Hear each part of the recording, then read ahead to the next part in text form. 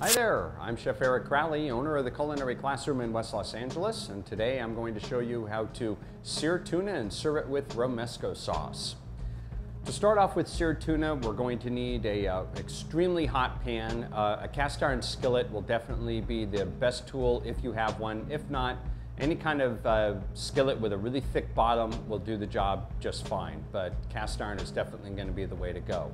We also are going to need some tuna.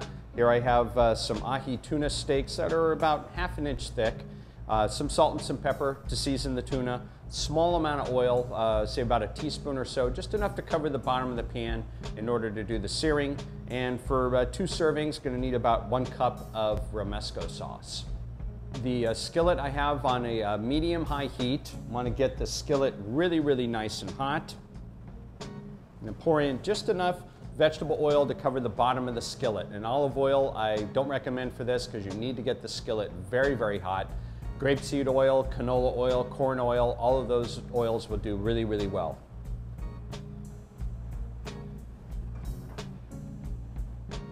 Spin that skillet around.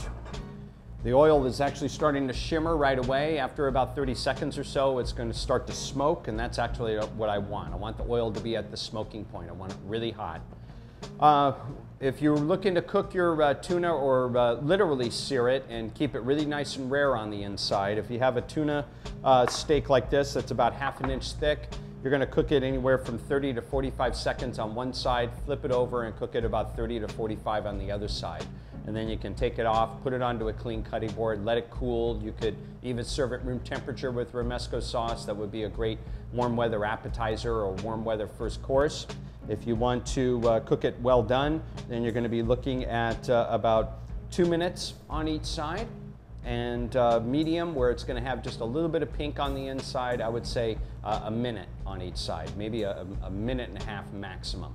Keep in mind that if you're going to cook it very long, getting towards the medium or the well done state, after you take it out of the pan, you let it sit on your clean cutting board. It is going to continue to cook for about another 30 seconds.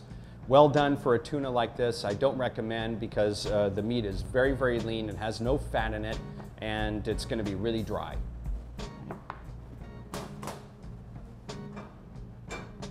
So we're starting to get some wisps of smoke from my cast iron skillet. We're going to season up the fish rather, with a little bit of salt, nice pinch of kosher salt, and sprinkle it on the steaks. I definitely recommend and suggest to all my students, you don't want to season proteins like this until you're just ready to cook them. If you have other seasonings like pepper, for example, or spices, you can get them in.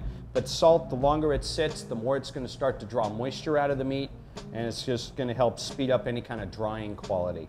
So after I have a nice sprinkle, I usually like to take it and I'll press it in. And you could go ahead and you can flip the steaks over and you can season the other side. I usually will put this side into the skillet and then season the other side while it's in the skillet and while it's cooking.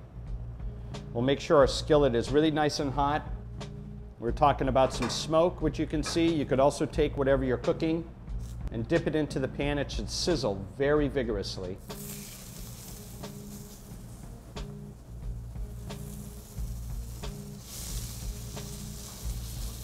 And while they're in the pan, I'm going to get some salt and pepper on the other side.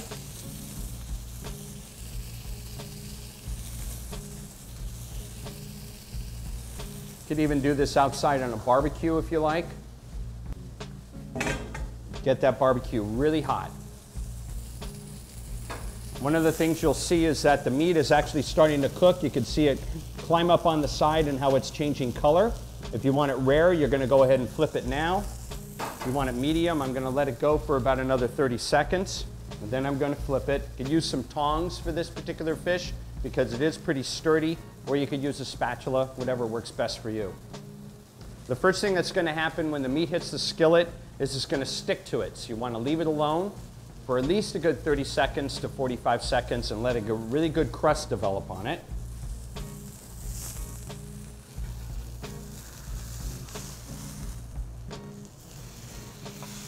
Flip it on over. You can see I got a nice golden brown on the tuna.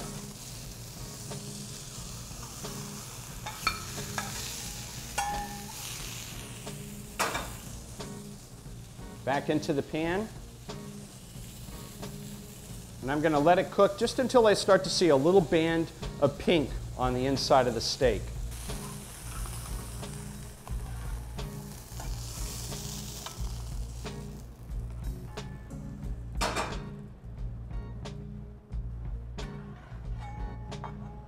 And there we are. And before we start to slice it, as I mentioned before, you want to let it cool off.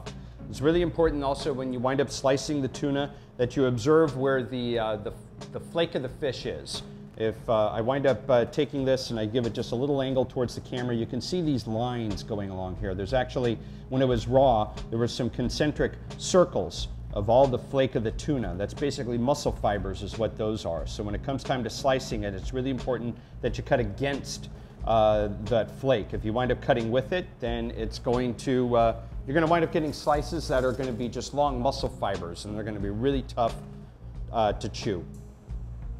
So after the tuna is rested for a little while, we can go ahead and we can start to slice it.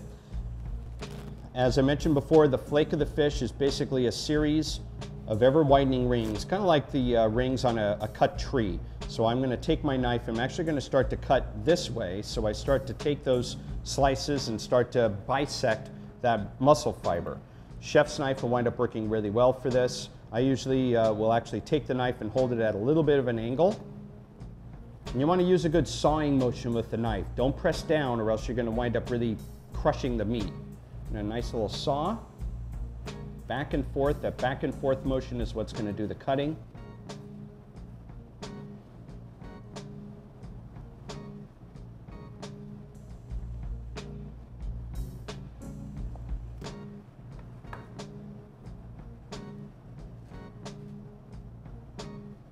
Take these and you can arrange them out on a platter. I put a little bit of Romesco sauce on the platter to start off with, or the plate.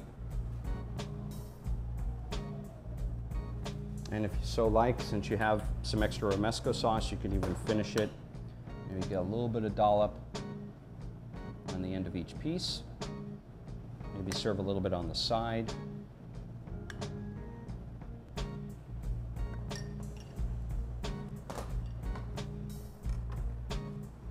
There you have some seared tuna with Romesco sauce. Thanks for watching. Be sure to click on other links so you can get other recipes. If you don't see something that interests you, email a request to requests@Mahalodotcom. Also be sure to subscribe so you can get lots of wonderful additional information. Thanks, and I'll see you soon.